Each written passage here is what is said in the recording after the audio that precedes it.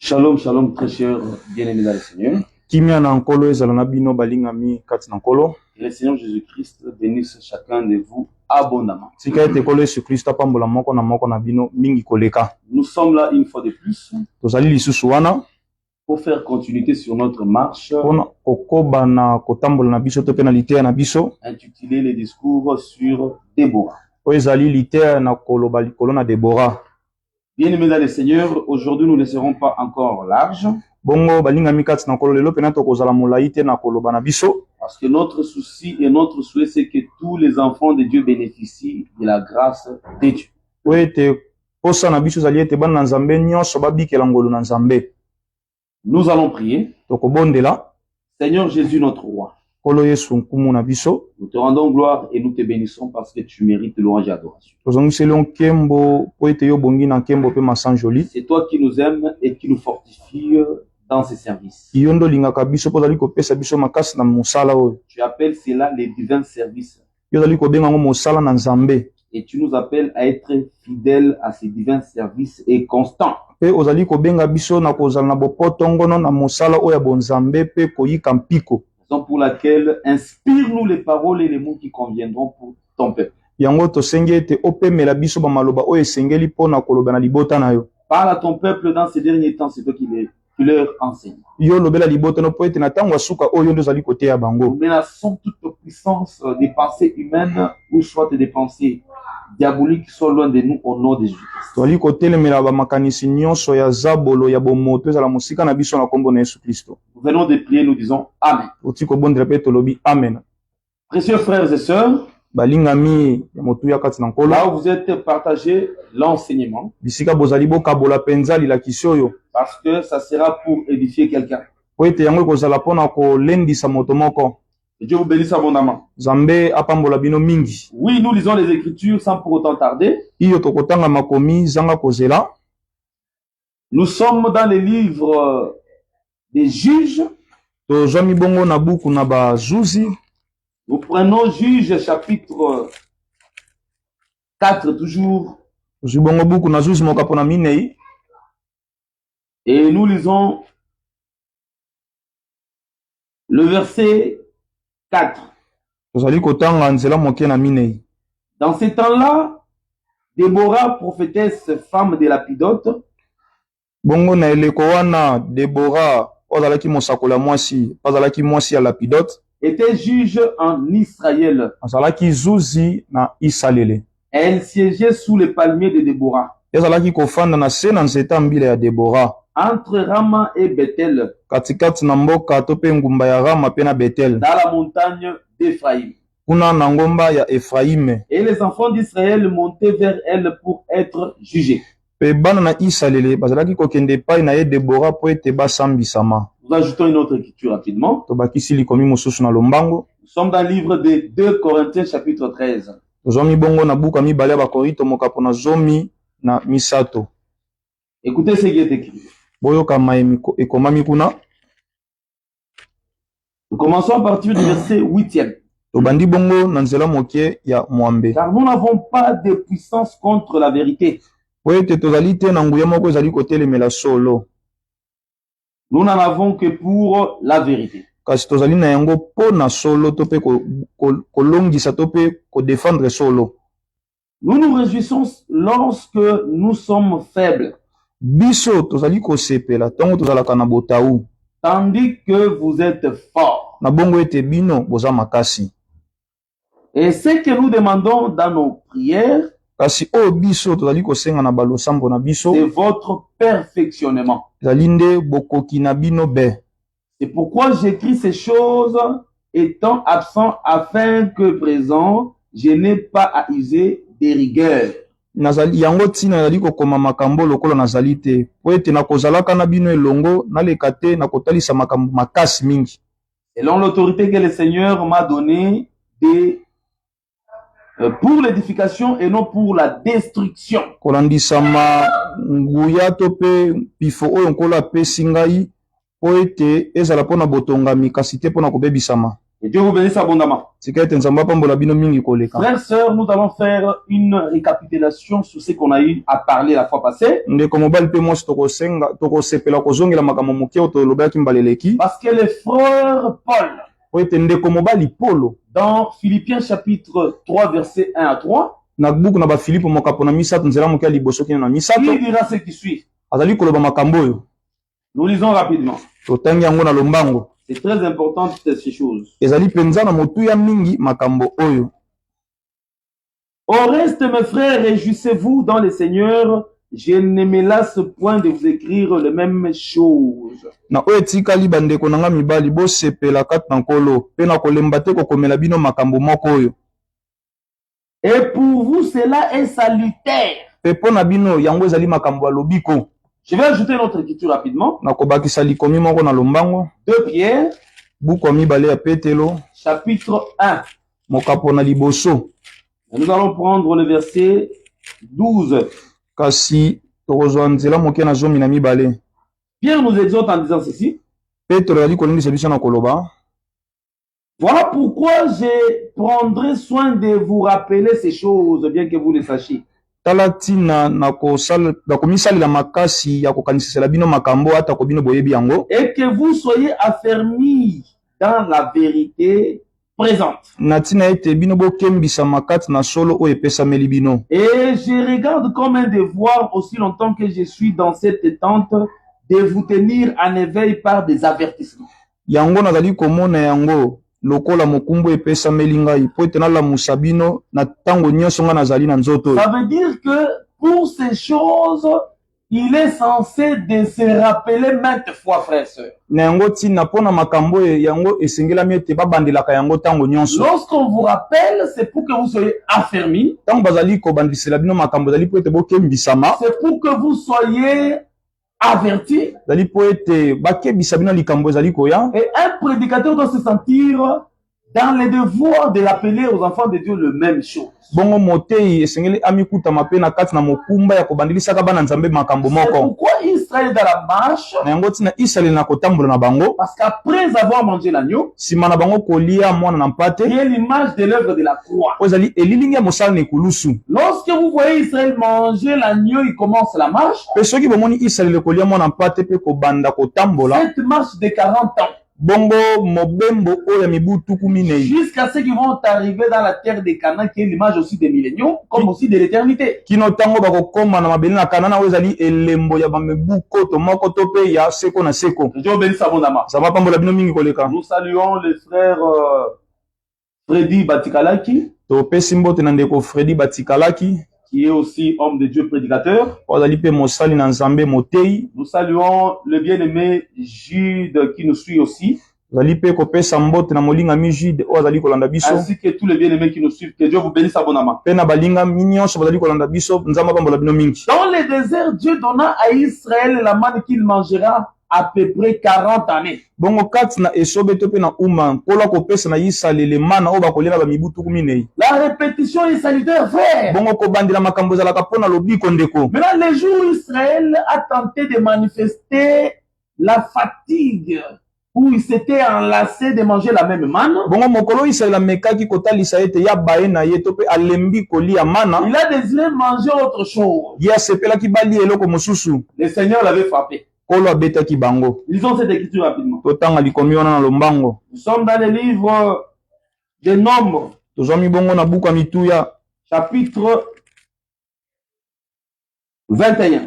mokapo na tuku mibale na moko. Nombre chapitre 21. Bongo buku na mituya mokapo na tuku mibale na Nous moko. prenons le verset 4. Tozwi nzela mokie ya minei. Ou rapidement, nous prenons seulement le verset 5e. To pe na lombango tozwi ka nzela mokie na mitano. Et par là, non, verset 4, ils partirent de la montagne de Or par le chemin de la mer Rouge. Nzela mokie na minei. Bango balungwaki na ngomba ya Or pe bakendaki na nzela ya mbu motane. Pour contourner le pays d'Édom. Pona kokima mboka ya Edom. Le peuple s'impatientant en route. Bongo libota bango pena motema na bango zalaki molai te na Et nzela. par là contre Dieu et contre Moïse.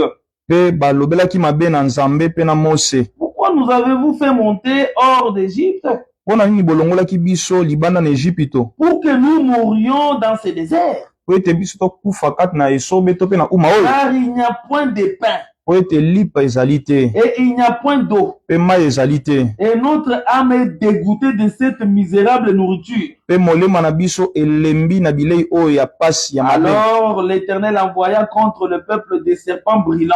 Na bongo nkolo atindaki epai na libota banyoko bazali kongala. Ils mordirent le peuple et il mourut beaucoup de gens en Israël. Bongo bayebaki na kosuwa mingi kati na libota pe bayebaki na kosuwa bango. Que Dieu bénisse abondamment. Nzambe apambola Ça veut dire mingi. que quand vous cherchez à vous enlacer de la même nourriture, Bongo soki bino bazali koluka kolemba bilei moko, c'est Dieu qui va s'en charger pour vous envoyer des serpents. Nzambe ne mutu akozwa mosala ya kotinda bino banyoka. Et là, après la repentance, Na bongo nsima na kobongola motema, Dieu va vous élever les serpents des reins. Nzambe akotombolela bino nyoka na motako. Parce que les serpents des reins, c'est le retour de la manne, non? Bongo nyoka na motako ezali nde bozongi na mana. Parce que Jésus avait dit, Po ete Yesu alobaki de la même manière que Moïse élevant les serpents des reins, sera de la même manière que le Fils de l'homme doit être élevé. alobi lolenge moko moso atombolaki nyoka na motako eza mpe lolenge moko mwana na moto esengeli atombama. Là, il parlait de sa mort à la Azalaki fois. kolobela nini na ntina na kufa nini kulusu. C'est-à-dire, Jésus était comme le serpent des reins. Alingi koloba Yesu azalaki lokola nyoka Mais motako. dans Jean 6, il dirait que je suis la manne du ciel. Kasi bongo na Yohani mokapo na motoba alibi koloba ete azali mana kouta na C'est-à-dire, likolo. le serpent des reins, c'est le retour de la manne que Israël avait refusé. Alingi koloba ete nyoka na motako azali nde bozongi ya mana oyo Israel aboyaki. C'est-à-dire quoi, bien-aimé? Elingi koloba nini molingami. Dieu n'aime pas que les gens se fatiguent de la parole. Nzambe alingaka te bato balemba liloba. C'est pourquoi il faut répéter maintes fois. Na yango ntina esengeli kobandela mingi. Parce que la nature de l'homme Po ete kozala ya moto est caractérisée par l'oubli. yango etondisami na kobosanaka. Si un frère, Soki ndeko mobali une sœur cesse de prier, ndeko mwasi atiki kosambela, cesse de lire la Bible, atiki kotanga Biblia, cesse de s'intéresser aux choses de Dieu même pendant 6 mois, atiki kolinga makambo ya Nzambe ata na basanza motoba, il sera chrétien de nom. akozala ne kaka moi mokristo ya kombo. En réalité, la vie chrétienne va disparaître de lui. Na bosolo bomo ya kimokristo ekolimo na Parce kati que na la ye. vie chrétienne reste dans la vie d'un enfant de Dieu que lorsque ces choses sont répétées tous les jours. Bongo bomo ya kimokristo tikalaka na bomo ya mwana na Nzambe soki makambo ezali kobandelama mokolo na Voilà mokolo. pourquoi même les jeunes, Na yango tina ezala ta bilenge. même la prière, les jeunes prières, Bongo kokila pe kosambela. il faut toujours en faire autant de fois pour que ça reste comme une vie. Yango esengeli osalaka kokila pe kosambela tango nyonso po ete tikala bomo na yo. Parce que si tu abandonnes ces choses, tu risques de les oublier et t'adapter à la mondanité. Bongo soki oyebi na kobosana soki oyebi pardon. Si tu oublies ces choses, Soki obosani makambo yo, la vie du monde fera chemin faisant avec toi. bongo bomo ya mokili ekotambola elongo na yo. Que Dieu bénisse abondamment. Nzambe apambola C'est bino mingi pourquoi nous ne koleka. cesserons jamais de vous le répéter. Yango tina tokotikaka te kobandelelaka bino yango. Parce que pour un prédicateur, le frère Pierre dira que c'est un devoir. Mpona moteye lokola ndeko Petro koloba ete ezali etinda. Tant qu'il est dans la chair. Tango nyonso ezali na nzoto. J'exhorte à tous les ministres et serviteurs de Dieu. Nazali kolelisa na bayilo tomo nyonso basali na Nzambe. Frère, vous devez savoir que la répétition est essentielle dans l'église. Ndeko esengeli boyeba ete kobandela makambo ezali pena motuya kati na Il ne eklesi. faut jamais se fatiguer de répéter l'enseignement. Esengeli te kolemba kobandelaka lilakisi. Quand tu te fatigues, Tango yo lembi, tu vas chercher autre chose. elingi koloba koluka eloko mosusu. Parce que dans le désert, ce n'était pas pour la première fois qu'Israël avait refusé la manne. Po ete kati na uma to pe na esobe ezalaki mbala liboso te Israel aboya mana. Dans Nombre 11, Na buku na mituya mokapo na soki na moko. Israël avait demandé 7 nourritures pour remplacer la manne. Bongo Israel asengaki bilei sambo mpona kozwa esika ya mana. Que Dieu bénisse abondamment. Nzambe apambola bino mingi. Cette nourriture-là, c'était des nourritures par convoitise qui se retrouvaient en Égypte. Bilei wana ezalaki nde mpona kolula bilei ezalaki na Ejipito. C'est-à-dire que quand un homme de Dieu oublie l'enseignement biblique, Bongo tango mosali na Nzambe azali kobosa na malakisi ya Biblia, il ira chercher la nourriture de l'Égypte. ya kokende koluka bilia ya Ejipito. Pourquoi vous verrez les gens chercher à philosopher au-dessus Yango tina de la bato parole bali de Dieu. koluka kotyaba mabanzo na liloba na Nzambe Ils pensent qu'il aide à Dieu. po ete Ils pensent qu'il aide Dieu. ye azali kokanisa ali kosunga Nzambe. Que Dieu bénisse abondamment. Nzambe apambola bino Donc mingi c'était une koleka. exhortation pour vous dire que nous allons répéter les mêmes choses, c'est très important. Ezalaki lelendisi mpona kotalisa bino ete tokobandela makambo moko wana ezali motuya makasi. Frères et sœurs, Ndeko mobali mpe mwasi nous avions dit ceci que, tolobaki boye avant de toucher Déborah, yambo ya kosimba Debora nous devions d'abord comprendre les temps pendant lesquels Déborah a exercé ses services. esengelaki tososola ntango kati na wapi Debora azalaki kosala Nous mosala. avions compris qu'il y avait d'abord 16 juges depuis Othniel jusqu'à Samuel. Bongo tososolaki ete bazuzi bazalaki 10 na motoba kobana na Othniel kino na Samuel. Et parmi les juges, Bongo kati na bazuzi, nous avions déclassé le fils de Éli bongo toyebaki na kotia pembeni bana na Eli et le fils de Samuel, pe bana na Samuel ainsi que Baraka. pe na Baraka. Et nous avions donné des arguments. Pe toyebaki na kopesa bamakomi. Et Barak était le chef militaire au temps de la juge appelée Déborah. Bongo Baraka azalaki mokonza lipinga ya tango ya zuzi babengi Debora. C'est pourquoi vous verrez que quand Barak ira combattre, Yango tina bokomona tango Baraka azali kokende kobunda. Déborah lui dira, si je partais avec toi, Bongo Debora koloba soki nga na kokaki kokende na yo, tu n'auras point de gloire. yo ngaki te kozwa kembo.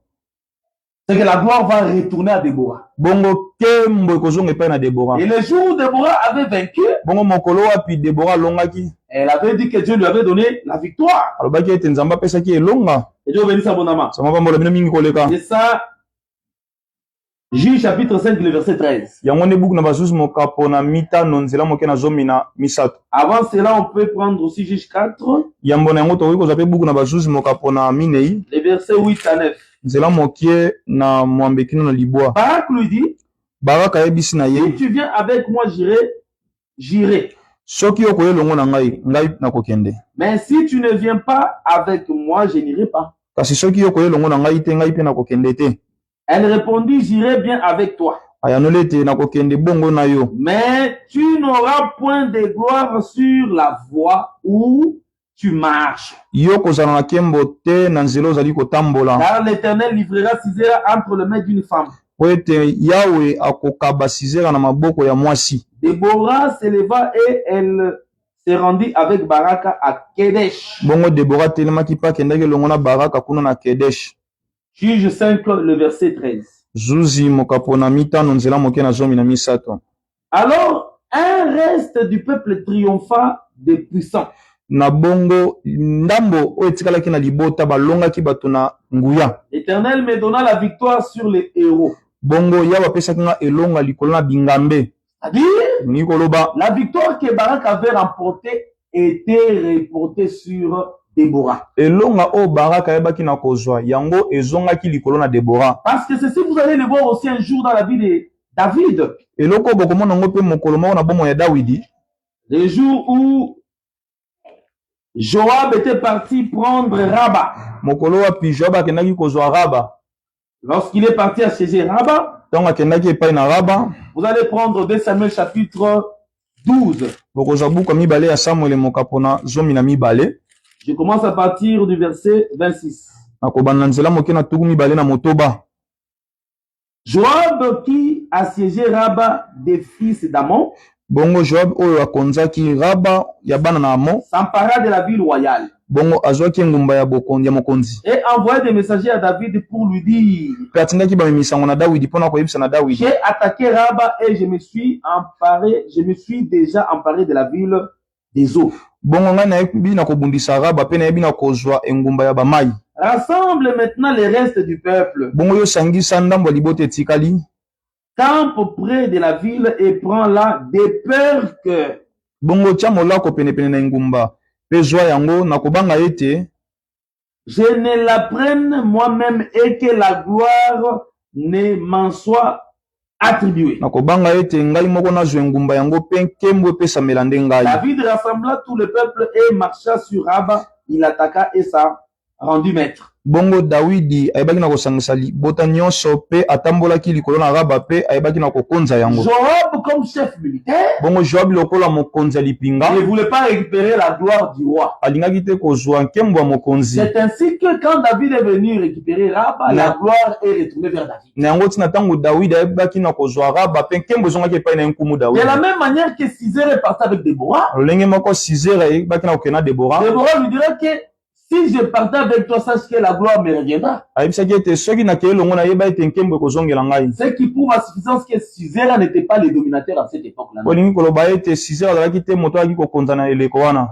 Plutôt, c'était Déborah qui dominait. bongo ezalaki nde Debora azalaki kokonza. Et Dieu bénisse abondamment. Nzambe apambola bino mingi Pour tirer aussi une instruction là-dessus, mpona kozwa mpe libanzo moko likolo na yango. frère, quand tu fais l'œuvre de Dieu, Ndeko ntango ozali kosala mosala na Nzambe, il faut savoir que l'œuvre de Dieu que tu fais là, la gloire doit venir, doit retourner à Dieu. sengeli koyeba ete mosala Nzambe ozali kosala nkembo esengeli ezonga nde epai na Nzambe. Il ne faut jamais prendre la gloire de Dieu pour ton frère. Esengeli tozwa nkembo na Nzambe mpo na yo ndeko.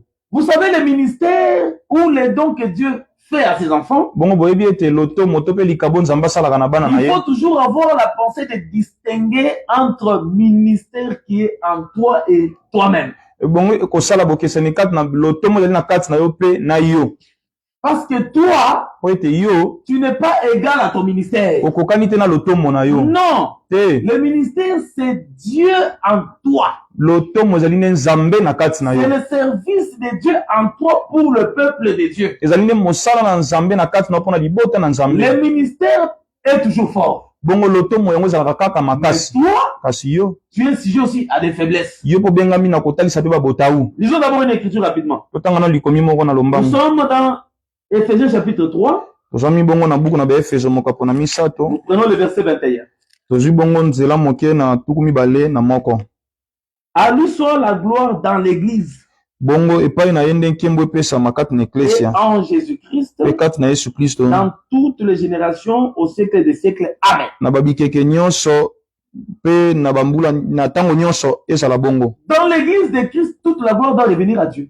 Bongo na eklesia nkembo nyonso esengeli ezonga epai na Si Nzambe. c'est dehors, Soki ezali libanda les gens vont récupérer la gloire. bato bakozwa na bango nkembo. Laissez-leur être appelés Dad, Bongo tika babenga Dadi, Big Dad. adadi monene. Mais il faut savoir que Kasi esengeli koyeba ete ça c'est le monde. wana nde Mais mokili. dans l'Église de Dieu, Kasi na eklesia ya toute Nzambe la gloire doit revenir à Dieu. nkembo nyonso esengeli ezonga epai na C'est Nzambe. pourquoi quand le ministère travaille Na yango ntina ntango lotomo esalaka et qu'il manifeste la gloire de Dieu, mpe ezali kotalisa nkembo na Nzambe. attention, chers ministres, chers serviteurs de Dieu. sala keba moi lotomo na Nzambe mosali na Si les Nzambe. gens sont épatés par ton ministère, Soki bato bazali kokamwa mpo na lotomo na yo, ils glorifient ton ministère, bazali kokumisa lotomo na yo, alors toi ne te laisse pas emporter par toutes ces gloires. bongo yo komitika tomemama na bakembo nyonso wana. Pourquoi? Mpo na nini? Parce que le ministère Po ete lotomo et sa gloire, mpe nkembo na yango c'est Dieu avec sa gloire. ezali Nzambe na nkembo na Et ye. Dieu est jaloux pour sa gloire. Nzambe azalaka na zuwa mpo na Les nkembo na frères, ye. vous dirait que Dieu ne partage jamais sa gloire avec un autre. Ndeko Ezaya koloba ete Nzambe akabolaka nkembo na moto mosusu te. Dieu devait abondamment. Nzambe apambolo Ce mingi qui veut dire que oyo elingi koloba ete lorsque quelqu'un cherche à prendre la gloire qui produit les dons que Dieu a mis en lui, soki moto alingi kozwa nkembo oyo api likabo oyo Nzambe atie kati na ezali kobimisa, il sera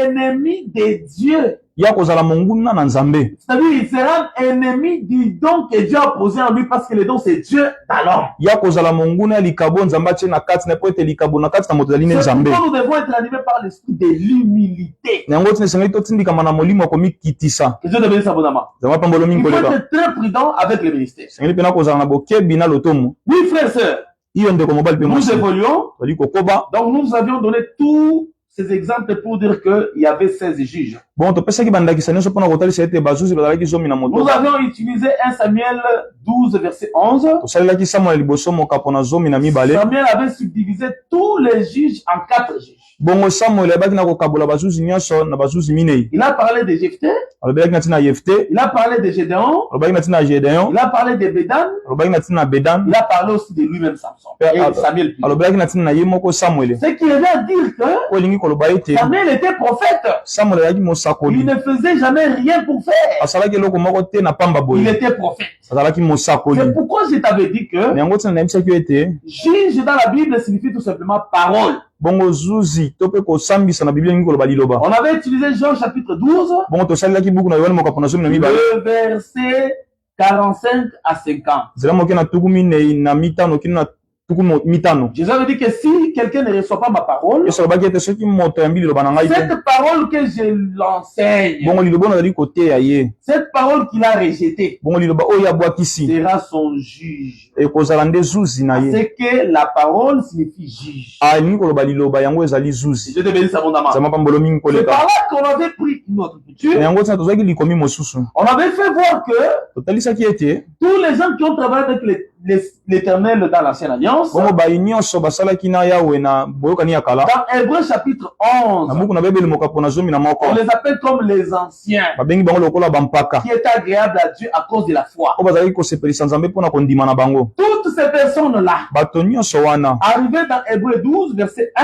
kokoma na buku na Bible mokapo na zomi na mibale nzela moke na moko la Bible dit ceci que Biblia elobi boye ete on les appelle comme la grande nuée des témoins. bazali kobenga bango lokola lipata monene ya banzendeneke. C'est-à-dire toutes ces personnes qui ont travaillé avec Dieu dans la loi, c'est la grande nuée des témoins. elingi koloba bato nyonso basalaki na Nzambe mosala kati na mobeko bazali nde lipata monene ya Mais banzendeneke. attention, Kasi sala ngele les juges qui sont au nombre de 16, bongo bazuzu bazali na motuya ya zomi na motoba subdivisés en 4, oyo babimisi bango na motango minei étaient l'image de la parole de Dieu. bazalaki elilingi ya liloba na Or, la Nzambe. parole, c'est Dieu lui-même.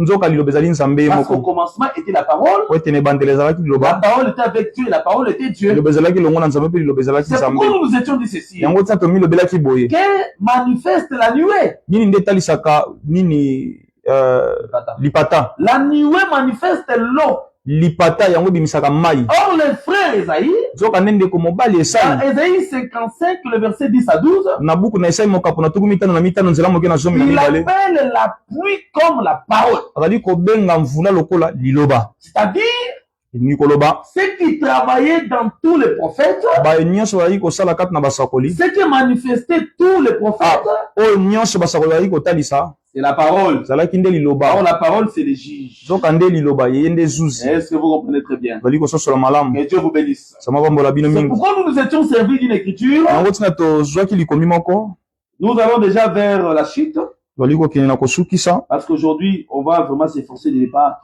traîner par la grâce de Dieu. lelo komisalela makasi po ete tokumela te na ngolu na Nzambe. Lorsque vous voyez la nuée Ntango bozali komona lipata dans la Bible, kati na Biblia c'est Dieu qui est descendu. ezali nde Nzambe nde akiti C'est ça la Bible. yango nde Biblia. C'est le frère David qui le nous dira. ezali nde ndeko mobali Dawidi nde akoyebisa biso yango. Avant d'aller dans Ézéchiel chapitre 1. Yambo tokende na buku na Ezekiele mokapo na liboso Psaume chapitre 18. buku na baloyembo mokapo na zomi na mwambe. Je vais prendre le verset 10. kozwa nzela moke na zomi. Il abaissa les cieux ye akitisaki bamakolo et il descendit. mpe akitaki. Il y avait une épaisse nuée sous ses pieds. bongo ezalaki na lipata moko ya monene na se na makolo na ye Il était monté sur un chérubin mpe amataki likolo na keluba et il volait. azalaki kopimbwa. Il planait sous les ailes du vent. bongo azalaki azalaki likolo ya bamapapu ya mopepe. C'est-à-dire sous les pieds de l'Éternel, Ningi koloba na se ya makolo na il y Yawe avait une nuée. ezalaki na lipata.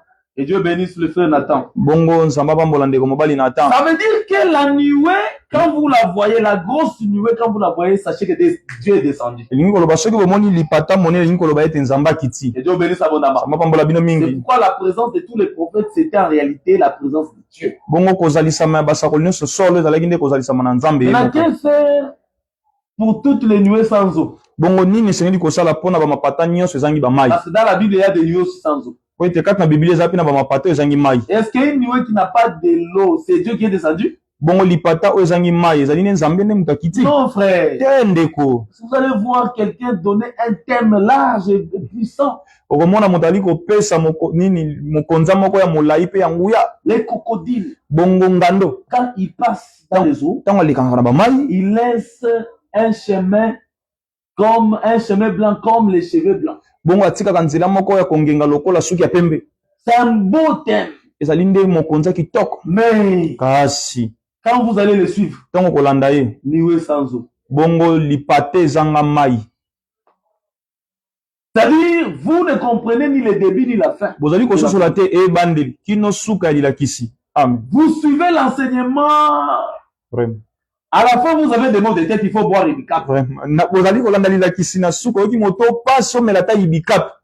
Vraiment. Un enseignant n'est pas celui qui trouble les choses. bongo molakisi azali te moto ayesaka makambo makasi. Et puis d'où vient le système de moi je vais vous scandaliser? bongo likambo euti wapi nga pene esengeli abetisa bino mwa Un libaku. prédicateur n'est pas sujet à scandale. bongo motei azalaka wana te abetsaka bato mabaku Mais non, te.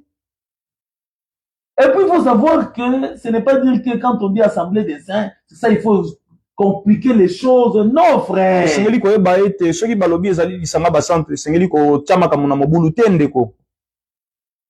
Un prédicateur prend les choses difficiles et les rend faciles. Bongo moto azalaka moto azwaka makambo ya pasi pa komisa ngo pete. Il prend les choses au ciel, il les fait descendre sur la terre. Azwaka makambo na likolo pa kitisa na mabele. Amen. C'est ça, frère. Yango ndende. Mais puis tu as commencé à prêcher, non, je suis prophète.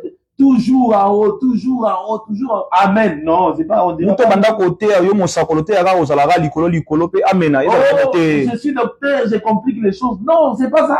Ozali molakisi nga na isaka makambo pasi, eza bongo te. Comment les gens seront sauvés? Ndenge nini bato bakobika? Parce que le salut se trouve dans la compréhension. Po ete lobiko ozali na kati ya bososoli. Il faut que les peuples comprennent. Sengele te libote sosola. Et Dieu bénisse abondamment. Ça m'a pas la mingi. Pourquoi le prédicateur est appelé comme un chantre? Ne yango tina moti abengami lokola moyembi. Étant chantre, il doit donner un cantique. C'est-à-dire, il faut que le peuple retienne la prédication comme un cantique. Par exemple, quand on chante Alléluia, Amen. Alléluia, Amen. Le peuple connaît déjà répondre. Shalom, shalom, Maman Marion. Ça dit, il faut que les peuples soient en mesure de chanter avec toute facilité. Et Dieu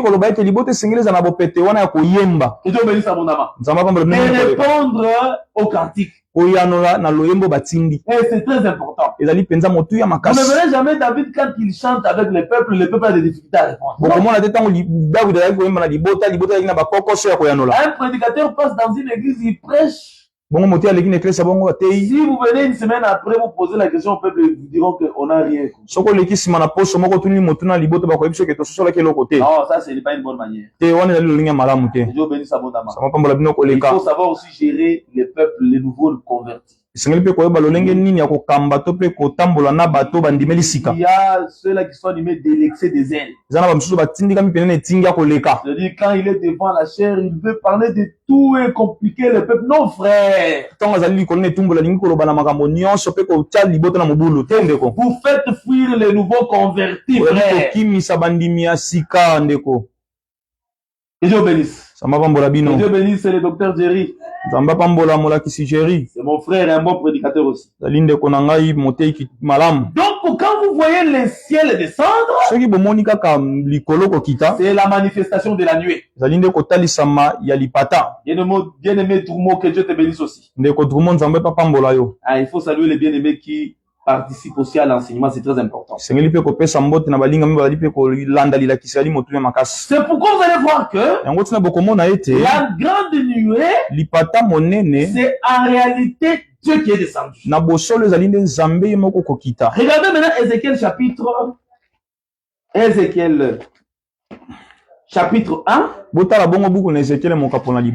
verset 4, même à 8.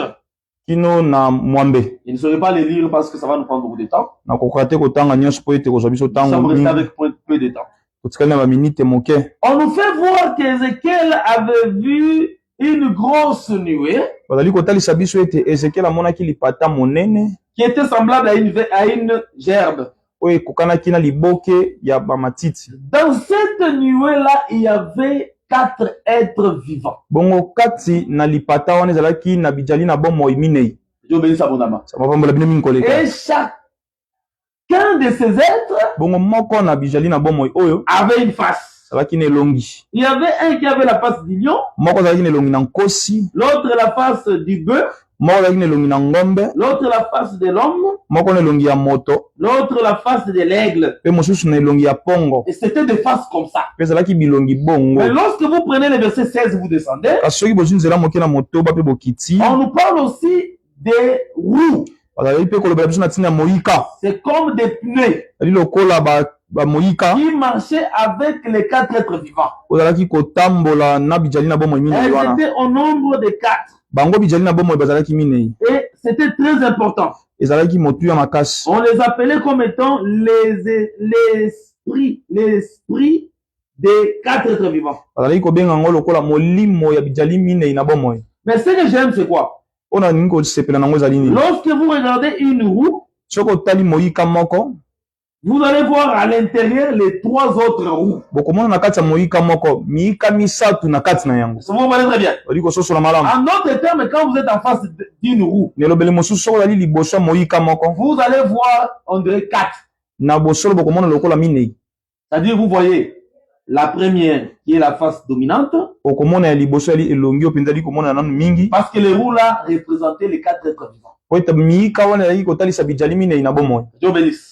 Nzamba pambola bino. Les 4 êtres vivants étaient dans la nuée. Bongo ba mijali minei na bomoi ezali na kati ya lipata. Alors, ce qui se trouve dans la nuée, c'est de l'eau. Zoka nde ozalaka na kati ya lipata ezalaka nde mai. Ces 4 êtres vivants, bongo bijali minei na bomoi wana. c'est l'image de la parole. ezalaki nde elilingi ya liloba. Vous comprenez très bien. Likososola malamu. Mais cette parole n'était pas une parole de condamnation. Hein? Kasi liloba wana ezalaki liloba te etumbwa. On verra ça à la fin là. Tokomona yango na suka wana. Alors, quand vous retournez de l'autre côté du roue, soki bozongi na ngambo mosusu ya moyika, vous allez voir on dirait 4 encore. bokomona lisusu lokola minei lisusu. Parce que derrière chaque roue, il y avait comme 3 qui apparaissaient. Po ete sima na moyika moko ezalaki lokola ba miika misato ezalaki kotalisama. Donc, avec celle qui est dominante, c'est comme 4.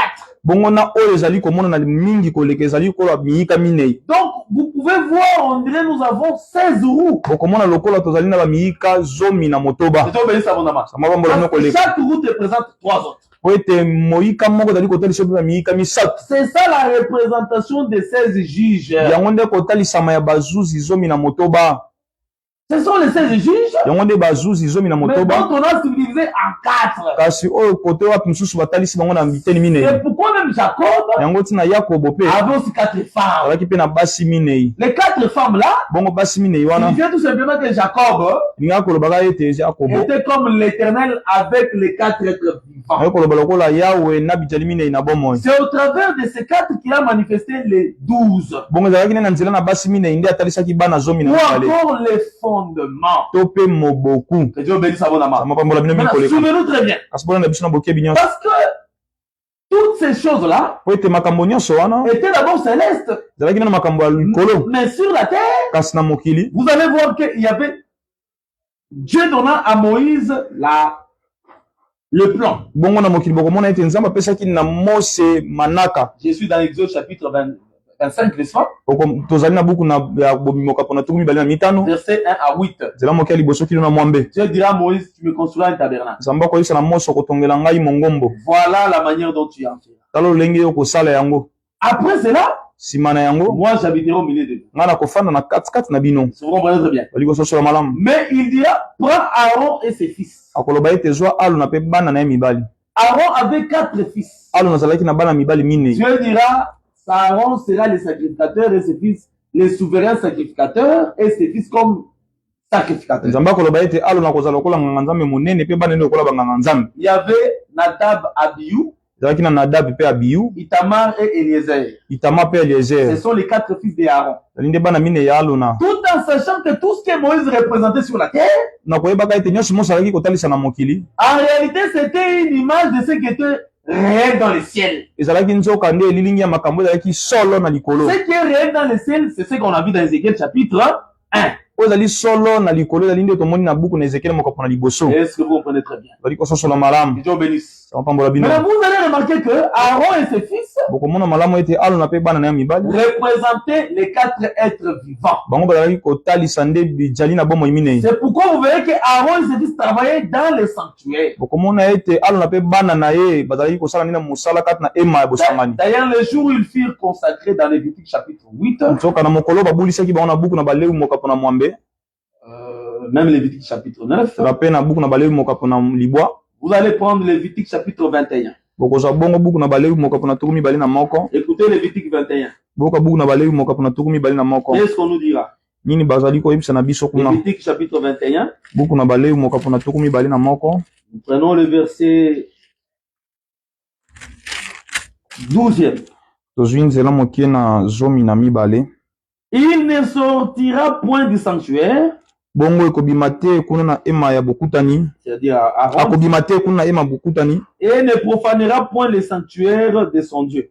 Pe akoyeba na kotuka te ema ya nzambe na ye. Car l'huile d'onction de son Dieu est une couronne sur lui, je suis l'Éternel. Po ete mafuta ya epakwa ya nzambe na ye ezali lokola motole likolo na ye ezali ngai yawe. C'est que Aaron et ses fils étaient d'abord dans les sanctuaires. Lorsqu'on les consacrait. C'est-à-dire, les sanctuaires étaient l'image aussi d'une grosse nuée. Et dans cette grosse nuée, il y avait les 4 êtres vivants. C'était Aaron et ses 4 fils. Est-ce que vous comprenez très bien? Que Dieu bénisse. Maintenant, le rôle de Aaron et de ses 4 fils, c'était lequel? C'est là qu'on va finir. Écoutez très bien. Nous sommes dans Nombre chapitre 6. Je prends le verset 22. Même jusqu'au verset 27. Vous allez le lire parce que c'est un texte que nous connaissons très bien. Dieu avait dit ceci: vous bénirez mon peuple d'Israël. C'est ainsi que vous mettrez mon nom sur eux. C'est que le rôle d'Aaron et ses 4 fils était de mettre le nom de l'Éternel sur le peuple. Aujourd'hui dans la grâce, mais le sanctuaire c'est l'église. Dieu bénisse. Mais les corps comme les nuées, c'est aussi le ministre. Mais il porte en eux ce qu'on appelle le ministère de la parole. Le ministère de la parole, c'est ça de l'eau. Parce que le ministère de la parole, c'est le Saint-Esprit, frère. Que Dieu bénisse abondamment. Vous lirez Acte 6, verset 4. Pierre dira que nous consacrerons au ministère de la parole et à la prière. C'est que nous avons le ministère de la parole. Ce ministère de la parole, c'est celui qui enseigne. En utilisant des instruments des corps comme des nuées, c'est-à-dire des ministres. Il faut toujours faire la différence entre ministère et ministre. Et Dieu bénisse abondamment. C'est le ministère qui fait de quelqu'un ministre. Mais ce n'est pas le ministre qui fait du ministère, non. Et c'est vous comprenez très bien. Donc, le ministère aujourd'hui a le rôle de mettre le nom de l'Éternel sur le peuple. C'est pourquoi vous allez remarquer ceci que lorsque le ministre prêche, il nous prêche la parole. Cette parole-là, c'est de l'eau. Parce que le Saint-Esprit qui nous enseigne aujourd'hui, c'est lui le ministère. Comme il est écrit que dans ces derniers temps, personne n'enseignera son concitoyen, ils seront enseignés de Dieu. Mais qui est Dieu? Dieu est esprit. Mais cet esprit-là, Jésus avait dit ceci dans Jean chapitre 7, verset 35 à 39. Il avait dit que si quelqu'un soif, qu'il vienne et qu'il boive. Il avait dit qu'il ne parle. C'est-à-dire le Saint-Esprit qui est Dieu, c'est de l'eau, frère. C'est-à-dire le ministère, quand il prêche, en réalité, il arrose le peuple. Parce qu'arroser, c'est prêcher. Paul avait dit quoi? Moi j'ai sémé, Apollos a arrosé, celui qui fait croître c'est Dieu. Est-ce que vous voyez très bien? Maintenant le nom de Dieu que nous mettons sur le peuple, en réalité, c'est la parole. Et c'est de l'eau. L'eau là c'est pour purifier le peuple. Parce qu'il est écrit que cherchez la paix avec tous et la sanctification sans laquelle nul ne verra l'Éternel. Parce que quand le ministère purifie le peuple, c'est pour que le peuple voie Dieu. Mais c'est ici qu'il se donne raison à Philippe. Qui avait dit à Jésus, montre-nous le Père et cela nous suffit. talisa biso tata pe yango ekoki mpona biso. Attention, quand Philippe parle ainsi, c'est parce qu'il a été purifié par la parole. Sala ngele ntango Philippe azali koloba boye ezali po ete ye apetolamaki na liloba. C'est pourquoi Jésus veut dire que vous êtes purs par la parole que je vous ai annoncée. Yango tina yesu alobaki ete bozali peto na nzela liloba oyo nayebaki na kopesa. Frère, là où il y a les ministères qui prêchent, ndeko bisika oyo lotomo ezali kote ezali. les peuples doivent se sentir capables d'hériter le royaume de Dieu. Bongo liboto esengeli bamimona ete bango bakoki kosangola bokonzi na Nzambe mokolo moko. D'ailleurs, un ministre un jour avait dit ceci à son ami. Bongo moi lotomo moko ayisaki na moninga ne mokolo moko. Les choses du royaume que nous prêchons, je ne sais pas si moi-même j'hériterai le royaume de Dieu. Si le prédicateur d'abord doute de son salut. Mais le peuple qui prêche est malheureux. Que Dieu bénisse abondamment. Ils ont une dernière écriture et nous allons finir là-bas. Prochainement, nous viendrons continuer maintenant avec Déborah parce que c'était essentiel que nous puissions poser d'abord cette pensée-là. Éphésiens chapitre 5, verset 26.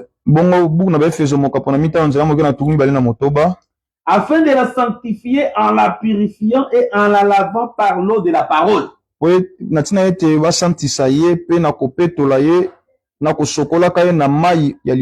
Le ministère a deux grands services.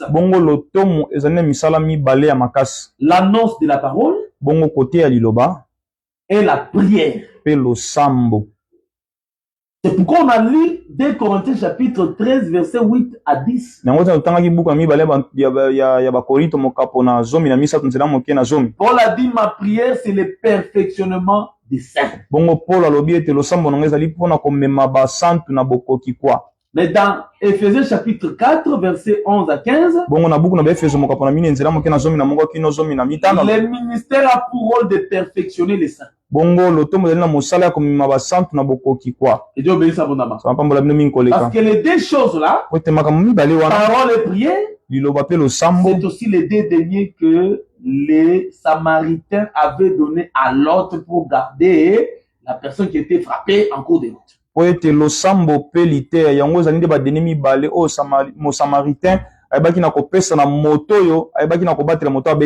On dit la prière pour le perfectionnement des saints. Mais vous allez voir un prédicateur dire que moi j'ai le pouvoir de t'introduire dans la fête. Frère, tu n'es pas appelé à introduire quelqu'un dans la fête. Nous ne sommes pas appelés à maudire. Nous sommes appelés à bénir. D'où vient cette philosophie? C'est ça le monde. Il faut rappeler au peuple de Dieu l'enseignement de Jésus. Et vous allez comprendre que le rôle du ministère, c'est l'enseignement et la prière. Malheureusement, aujourd'hui, on a beaucoup de prédicateurs qui ne prient plus. Surtout les enfants de Dieu, ils ne prient plus. Les vies sont bloquées et on pense que Dieu n'agit pas. Et pourtant, Dieu agit. Il a besoin que vous vous réveillez dans la prière. Frères, sœurs, réveillons-nous. Cet enseignement, c'est comme la trompette qui sonne dans tes oreilles pour que tu sois réveillé dans la vie de prière. Vous savez, dans la Bible, hein, nous avons des écritures. Jean chapitre 1, verset 1. Au commencement était la parole. Au commencement est la parole. Mais nous avons aussi 1 Timothée 2, verset 1. Paul dit avant toute chose, faites des prières, des requêtes et des supplications. Ça veut dire que au commencement, c'est aussi la prière.